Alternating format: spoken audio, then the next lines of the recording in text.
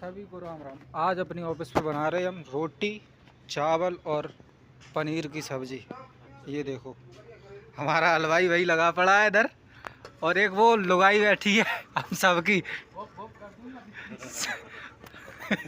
ये तो मजाक की बात है भाई, लुगाई वाला क्यों, ये भी अपना ड्राइवर भाई है।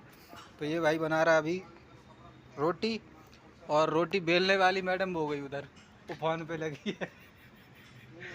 तो एक भाई बना रहा है इधर पनीर की सब्जी। देखो अभी इसका हम फ्राई कर रहे, और एक दो बंदे उधर चले गए फ्री होने, और ये बैठे हम सभी लोग।